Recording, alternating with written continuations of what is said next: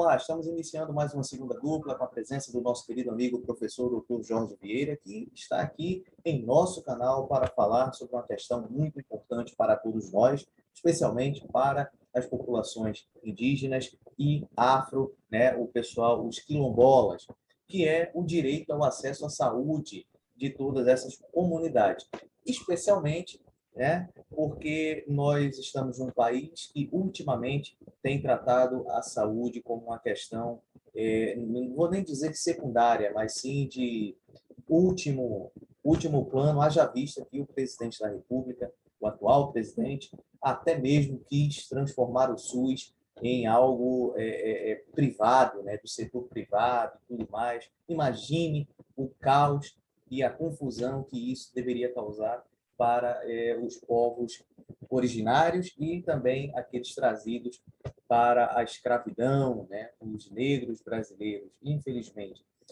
E antes da gente começar, eu quero parabenizar o professor Dr. Jorge Vieira pelo seu aniversário, que foi agora no dia 9 de outubro. Parabéns, professor, muita saúde, muita paz. São os votos deste humilde aluno que vos fala e também, eu tenho certeza, de todos os nossos telespectadores. E para iniciarmos, a primeira questão é a seguinte, é uma polêmica. A questão do canabidol, né? A liberação aí do canabidol. Aqui no Brasil, tratado com muito tabu, especialmente por uma ala mais conservadora do governo, que acha que o canabidol, a maconha, né? Em Portugal, chama-se ganza, a substância usada para questões medicinais. Infelizmente, uma ala conservadora do governo ainda acha que isso é um tabu, meu Deus, é coisa de outro mundo.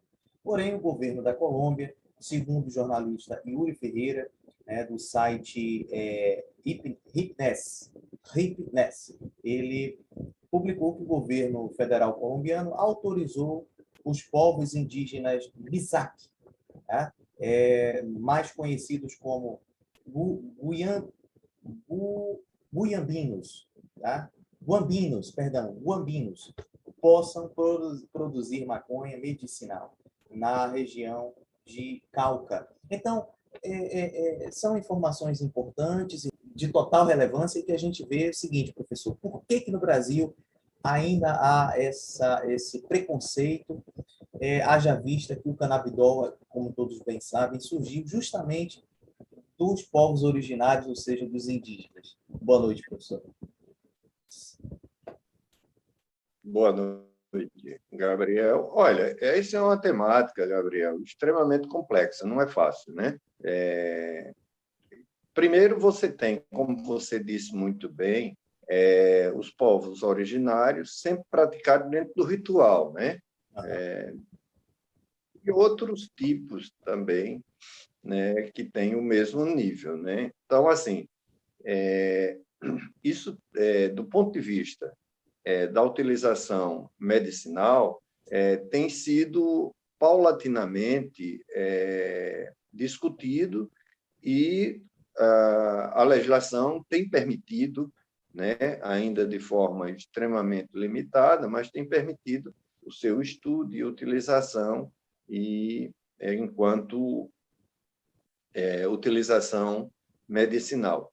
O grande problema que nós sabemos também é todo o envolvimento, e aí a gente não pode, Gabriel, fazer de conta que não existe. Então, você tem uma utilização que é saudável, que é importante para a medicina, para o tratamento, para a cura, né, etc. Mas, de outro lado, você tem toda a utilização de que foi feito para a utilização criminosa, grupos criminosos que se utiliza disso para enriquecer, para matar, para destruir. E você sabe que a droga hoje tem sido um grande fator de desestruturação das pessoas, de desestruturação da própria sociedade. O Rio de Janeiro é exemplo, né? O tráfico de droga pesada também, né, da cocaína e outros tipos químicos que estão sendo, e a gente sabe que, eu estou citando o Rio de Janeiro, mas é geral, no Brasil, no mundo.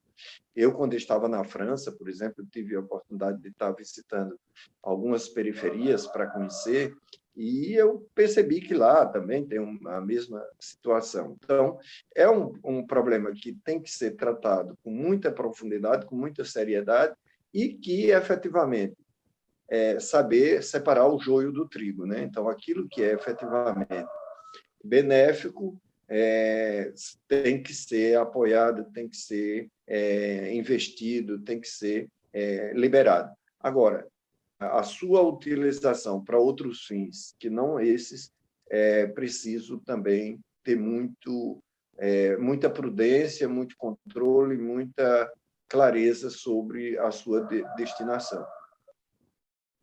Perfeito. Professor, em relação agora à nossa crise humanitária, sanitária, em relação ao Covid-19, a gente percebe que as comunidades quilombolas, indígenas, também foram bastante atingidas em relação à passagem, né, do Covid-19, que deu uma diminuída, mas infelizmente não acabou, a pandemia não acabou. É bom deixar bem claro isso, né, para todos. E o que a gente quer saber é o seguinte: o senhor tem um convívio, né, com as lideranças desses movimentos, que a gente já citou aqui em outros encontros. Eu queria saber do senhor o seguinte: como que foi e como que está sendo a atenção do governo em termos de saúde, né, especificamente falando, já que é o nosso tema de hoje, para essas populações, professor? Olha, o Gabriel, aí é uma temática que a gente tem acompanhado, sou professor, inclusive no curso de medicina, sobre política de saúde indígena e afro. A política de saúde dos índios, né, nós tivemos várias conferências, né, locais, regionais e em nível nacional, para discutir isso, praticamente desde a década de 80, né, 1986, praticamente, né, que eu tenho participado de toda essa discussão. A grande discussão que nós travamos, povos indígenas e aliados, que são as organizações não governamentais, com as políticas públicas, no sentido de garantir um subsistema de saúde. Inicialmente foi isso a grande discussão, que respeitasse a autonomia administrativa, política e econômica, financeira. Ora, a chamada, a famosa Lei Arouca, que foi deputado Sérgio Arouca, um sanitarista do Rio de Janeiro, do PCB, que foi aprovado, né? Por isso ficou famosa a Lei Arouca, que criou o subsistema de saúde, ou seja, com essa concepção de saúde na sua integralidade, porque saúde não é só a ausência de doenças, envolve a questão da demarcação dos territórios indígenas, e afro envolve a questão da alimentação, enfim, lazer, a educação específica e diferenciada. Então, são vários aspectos que envolvem essa concepção nessa discussão, né? E respeito exatamente às relações étnicas e interétnicas. O que é que acontece? Então, está muito claro do ponto de vista constitucional, está muito claro do ponto de vista infraconstitucional, que eu acabei de me referir. Agora, entre o que preconiza a lei e a prática, essa é a distância muito grande. Então, vamos lá para a gente entender. Então, o governo Collor foi um desastre, né? Ele editou o decreto 23, que desestruturou completamente o que não prestava, inclusive. Também vale a pena, é importante ressaltar isso, que a concepção que o SPI, Serviço de Proteção ao Índio, que a FUNAI tinha sobre a saúde indígena, concepção totalmente ultrapassada, que era tipo equipes volantes, que saía tipo de ano em ano pelas aldeias fazendo o trabalho curativo. E nós compreendemos também saúde como uma parte preventiva e curativa. Veja, aí o SPI e FUNAI tinham, e tem a FUNAI, infelizmente, ainda tem essa concepção de saúde, né, curativa. Ora, o que é que acontece? Se tem algo que está ruim, pode piorar, né? Então, foi o caso que o Collor editou vários decretos sobre as questões indígenas, em 1991, decreto 21, 22, 23, 24 e 25, que trata de questões diferentes, educação, saúde, a economia, agricultura, etc. O de saúde foi o decreto 23, que ele descentraliza, então tira da FUNAI toda a responsabilidade e joga para quem? Para quem quiser, ou para quem não quer. Então, virou um inferno a política de Collor, né, nessa concepção neoliberal. Ora, o Collor, na verdade, editou o decreto e deixou para ninguém. Então, as instituições não governamentais não estavam preparadas e não estão, até hoje, especificamente para assistência. O Estado desmontou o aparato mínimo, também, que nunca teve preparação, mas pelo menos o atendimento imediato. Tal. Então, só para você ter uma ideia, na Rua da Praia, nesse período da década de 80, de 90, quando o Collor assumiu, lá na FUNAI, que fica na Rua da Praia, ficavam pessoas amontoadas de 50, 60, 70 pessoas, 80 pessoas deitadas em papelões, esperando um atendimento da FUNAI, ou que a FUNAI levasse para um lugar. Agora, num ambiente insalubre, numa sujeira absoluta, com falta de alimentação, comendo quentinha, um desastre a política do Collor. Houve uma mobilização muito grande da população, teve o impeachment, e aí o Itamar Franco instituiu um decreto 1141 que divide as competências. Então, a FUNAI ficaria com a competência curativa e a FUNASA, na época, ficaria com a competência, com a responsabilidade preventiva, construção de saneamento básico, como fossas, banheiros, esgoto, água, etc. Isso também não funcionou, porque os dois órgãos, na verdade, era uma grande disputa do antigo PFL para quem ficava com o dinheiro, isso que interessava, né, ao partido, né, e às lideranças do PFL, do partido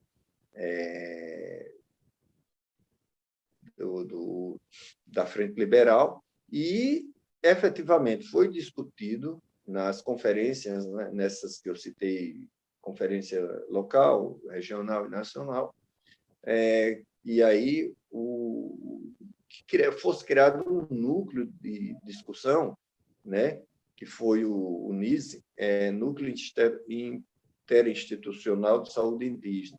E aí, sim, houve toda uma discussão política na perspectiva de definir territórios e que pudesse ter, efetivamente, as garantias, como preconiza a própria Constituição Federal. Depois, nós tivemos o governo Fernando Henrique, que foi outro desastre, aprofundou o desastre. Por quê?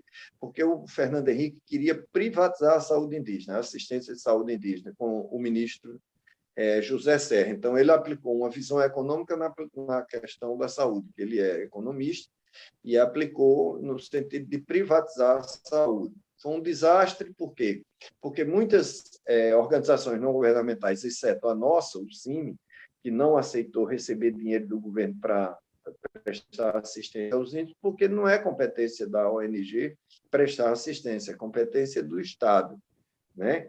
Então, dentro dessa perspectiva, muitas ONGs captaram 10 milhões, 12 milhões, foram criadas instituições, inclusive não governamentais, né, incentivadas pelo governo do PSDB, pelo governo Fernando Henrique Cardoso e o José Serra, simplesmente para captar dinheiro e prestar essa assistência. Foi um desastre, muitos desvios, corrupção, até hoje tem ações aí, até os índios embarcaram nisso, na região norte, criaram organizações não governamentais para captar dinheiro, sem nenhuma capacitação, sem nenhuma formação, sem nenhuma capacidade administrativa mesmo. Você pega o índio que está lá na região amazônica, administrar 12 milhões, isso é um absurdo. Não é que os índios são incompetentes, é que incompetentes e irresponsáveis são os gestores, que repassaram a possibilidade deles terem esse dinheiro, quando, na verdade, qualquer um tem que estar preparado especificamente para administrar um volume de dinheiro desse. Então, veja. Então, foi um caos também, que perdurou, falta de assistência, falta de tudo. Muito dinheiro e assistência mínima. Quando o governo Lula assumiu, aí eu quero destacar efetivamente os 8 anos do governo Lula, ele, na verdade, no final do primeiro mandato, ele atendeu à reivindicação das comunidades indígenas e das organizações, que foi criar um órgão, uma secretaria específica para prestar assistência aos povos indígenas, que aí foi a CESAI. Então, foi criada a CESAI, que, com essa visão, com essa perspectiva de atender a autonomia administrativa, política, né, e econômica, financeira. Isso deu um alento e foi extremamente importante, só que, no governo Dilma, houve uma pressão muito grande para privatização e ela terminou cedendo a que voltasse aquela perspectiva de terceirização da saúde indígena. Então, foi criado aqui no Nordeste um instituto para cuidar dos funcionários, tal. Então, tudo aquilo que a gente defendia do concurso público específico para as pessoas que desejam trabalhar com populações indígenas, etc., tal, e que tinha competência, médico, enfermeiro, todas as áreas profissionais das áreas da saúde. Na verdade, com o impeachment da Dilma, a situação piorou. Infelizmente, nós nos encontramos hoje. O sistema de saúde foi desmontado do ponto de vista da assistência. Não pode ser desmontado do ponto de vista legal, porque tem que ter uma outra lei para substituir. Não foi feito ainda, e esperamos que não seja, mas que, efetivamente, a política de saúde hoje no governo Bolsonaro é um completo desassistência, completa desestruturação do sistema, daquilo que nós lutamos, daquilo... Eu digo nós porque eu participei efetivamente de conferência nacional, formulando política de saúde, etc. Tal. Então, efetivamente, a política de saúde hoje, para os povos indígenas e as comunidades quilombolas, é um desastre, Gabriel. Perfeito. Então, professor, pegando o gancho que o professor falou, com muita propriedade, então, se a gente fizer uma linha do tempo, hoje a situação da saúde indígena, ela retrocede, né, à questão de 1990 a 92, com a questão do Fernando Collor, infelizmente, né? Tem todo esse retrocesso. Não, é pior, porque, na verdade, a política é pior ainda, porque, por exemplo, lá no governo Collor, antes, tinha pelo menos, os índios sabiam que tinha o SPI, depois que tinha a FUNAI, pelo menos sabia da existência. A proposta do governo Bolsonaro é a proposta de terra arrasada, é acabar, privatizar totalmente, e quem tiver condições de pagar um plano de saúde, que se vire. Então, a situação piorou mais ainda, entendeu? O Collor, que inclusive estão aliados, né? Bolsonaro e Collor estão afinadíssimos, porque eles entendem a política de terra arrasada para a maioria da população. Perfeito. Professor, uma próxima questão, uma penúltima questão para a gente é a seguinte. Também no governo do PT, a gente viu recentemente, na gestão da ex-presidente Dilma, a criação do programa Mais Médicos. Isso ajudou, de alguma forma, a atenção primária aos povos indígenas, professor, e quilombolas também, o senhor que sempre esteve ligado, o que o senhor viu de benefício, se houve benefício da criação deste programa para essas populações? Desculpe, que cortou. Qual é o programa? Mais Médicos. Ah, sim, verdade. O seguinte, esse programa foi muito bom, inclusive com os médicos cubanos, que têm uma experiência de saúde coletiva extraordinária. As populações indígenas, por exemplo, e afro, se identificaram profundamente com os médicos, com todo o trabalho que foi feito aqui, foi extraordinário. A relação médico-paciente, a forma, os procedimentos. Eu tive a experiência de acompanhar em vários momentos nas comunidades indígenas, na região do Sertão, no Agreste e aqui na Mata, né? Com o povo Açu-Cocal, foi uma experiência fantástica que até hoje, eu garanto a você, que as populações indígenas não tiveram uma relação tão afetiva com os profissionais da saúde quanto foi nesse período do programa Mais Médico. É uma pena que o Bolsonaro, com sua ideologia estapafúrdia, ele efetivamente desmontou todo o sistema e hoje a gente encontra médico cubano que optou em ficar no Brasil, que está trabalhando de mecânico, teve que sobreviver, buscar outras alternativas para poder sobreviver. Pena, né, professor? Uma pena. Meu Deus, e quanto essas ideologias vão se perpetuando na cabeça desses homens, quem sofre, na verdade, a gente pensar é o povo, especialmente aqueles mais necessitados que estão aí nos rincões do nosso Brasil, infelizmente. Professor, uma última questão para a gente. Então, eu queria que o senhor fizesse então, um apanhado dos últimos anos, como o senhor fez na sua resposta anteriormente, que é o seguinte: dentro desse processo histórico, então, a gente já percebe que não houve, pelo menos recentemente, nenhum tipo de melhoria. Mas como que o senhor, qual a sua visão, o que o senhor acredita que deva ser feito, né, para que a atenção primária a todos esses povos possa, de fato, voltar a ser tão boa quanto foi na época do programa Mais Médicos? O senhor acredita que ainda há alguma esperança desse governo fazer algo por esses povos, professor? Olha, duas coisas para a gente ser bem objetivo, Gabriel. A primeira coisa, os povos indígenas continuam mobilizados. Ontem mesmo, eu, no sábado e domingo, participei de um encontro na aldeia Mata da Cafurna, do povo Chucuru Cariri, com lideranças indígenas de Pernambuco, de Alagoas, enfim, da Bahia também. Muito importante. Então, os povos indígenas têm que continuar mobilizados e junto com seus aliados, as organizações não governamentais. Essa é a primeira. Segunda coisa, não tem esperança nenhuma absoluta quanto ao governo Bolsonaro, ou seja, tem que sair o governo Bolsonaro imediatamente para que a sociedade possa ter um fôlego. E não é somente os povos indígenas, não.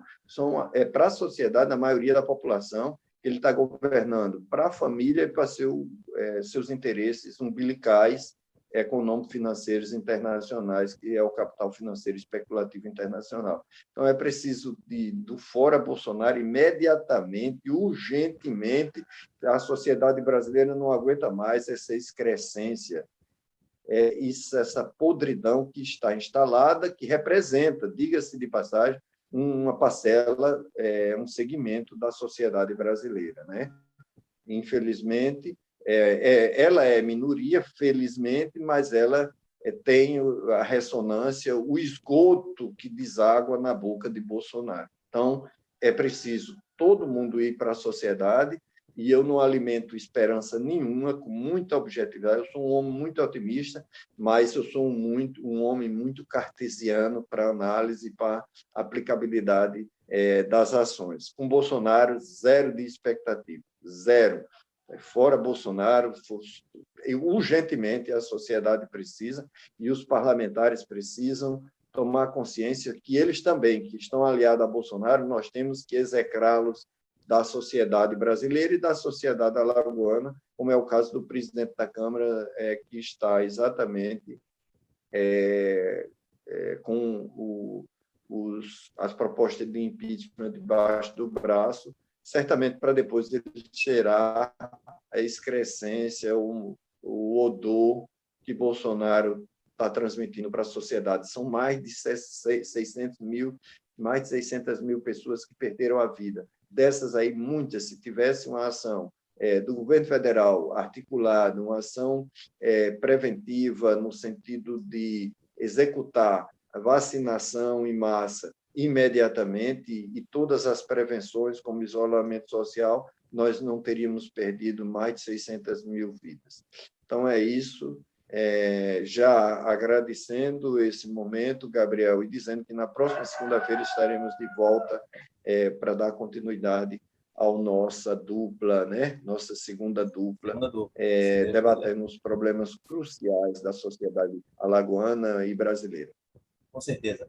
Gente, eu quero agradecer imensamente a cada um de vocês pela atenção e, como bem disse o professor Jorge Vieira, na próxima segunda estaremos juntos com mais uma segunda dupla, se Deus quiser, discutindo aí os temas de extrema importância e relevância para todos nós. Uma boa noite e até a próxima segunda. Tchau.